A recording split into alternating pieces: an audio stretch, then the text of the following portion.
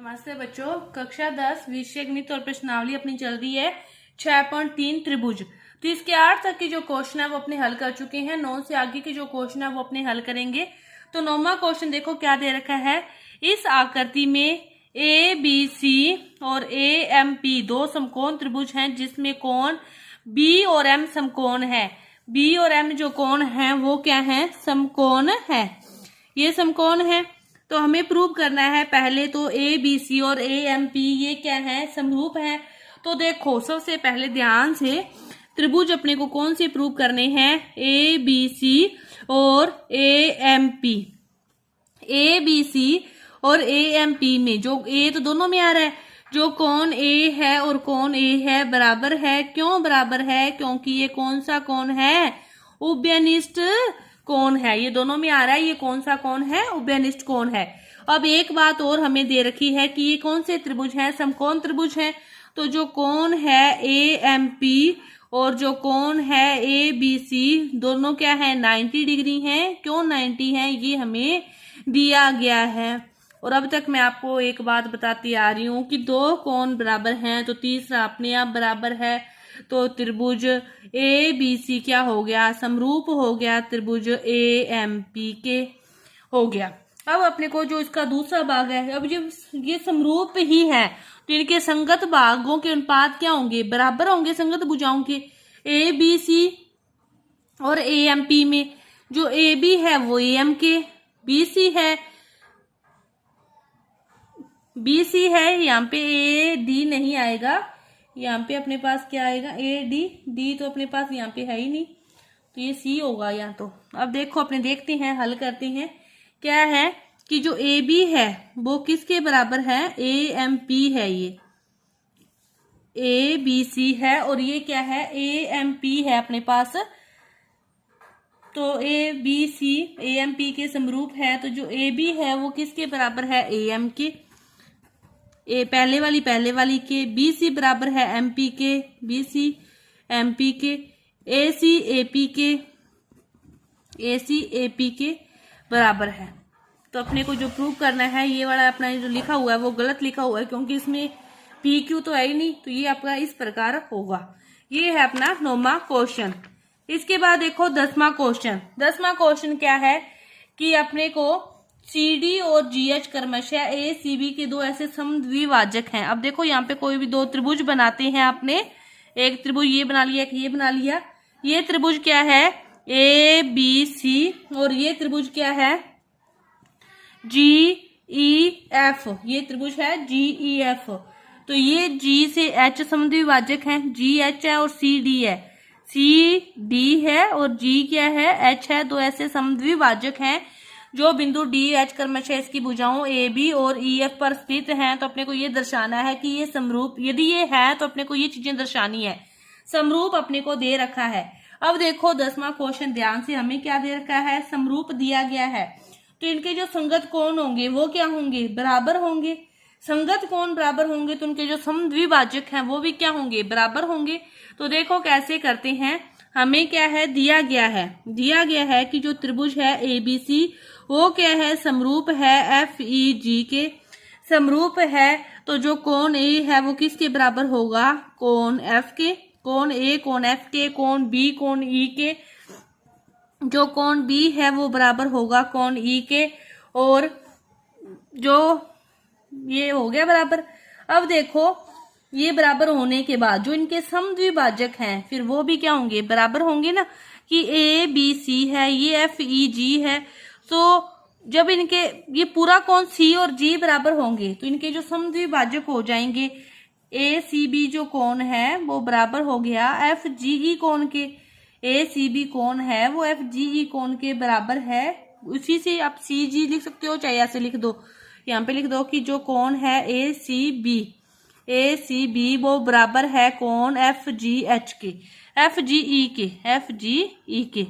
तो इनके जो समद्विभाजक हैं वो बराबर होंगे। तो कैसे होगा, जो ए सी डी कोण है वो बराबर होगा एफ जी एच के। कि जब ये पूरा बराबर है तो ये आपस में बराबर है तो ये आधे आधे इसमें बराबर होंगे। कि जो कोण है A C D F G H K, कोण F G H K DCB जो कोण है, DCB कोण जो है वो बराबर होगा HGE के। किनके? समद्विभाजक आपस में बराबर होंगे। अब बराबर होंगे तो अपने त्रिभुज ACD की बात करें और FGEH की बात करें तो ये भी क्या हो जाएगा, फिर समरूप हो जाएगा ना, आधा त्रिभुज भी।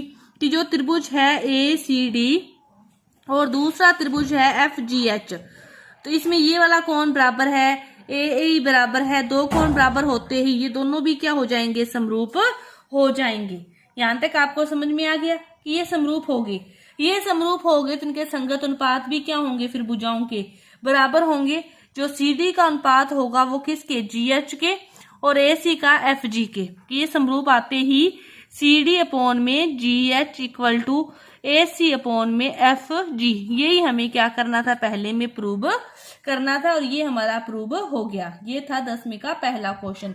अब देखो 10वीं का दूसरा क्वेश्चन क्या चाहिए हमें, DCB और ये वाला हमें बराबर दर्शाना है। अब ये वाला जब कोण अपने देख चुके हैं, ये देखो यहाँ से इनसे ये वाला जो कोण है वो इसके क्या है, बराबर है, और B बराबर है E के, B बराबर है E के। तो दो कोण बराबर होते ही लिखना आपने है, यहाँ पे क्या करोगे, लिखोगे दूसरा क्वेश्चन, त्रिभुज DCB और दूसरा त्रिभुज HGE में जो कोण B है वो किसके बराबर है, कोण E के। ये हमें दिया गया है, लिख दोगे, दिया गया है। और BCD कोण EGH के बराबर है, कि कोण जो BCD है वो कोण बराबर है, BCD कोण EGH के बराबर है। ये भी हमें पता है ऊपर समरूपता की प्रॉपर्टी से।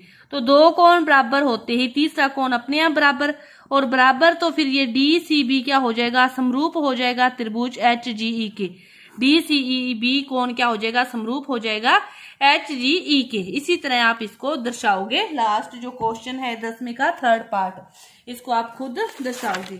तो ये था अपना 10वां क्वेश्चन। इसके बाद देखो 11वां क्वेश्चन क्या दे रखा है। 11वां क्वेश्चन हमें दे रखा है, आकृति में AB बराबर है AC।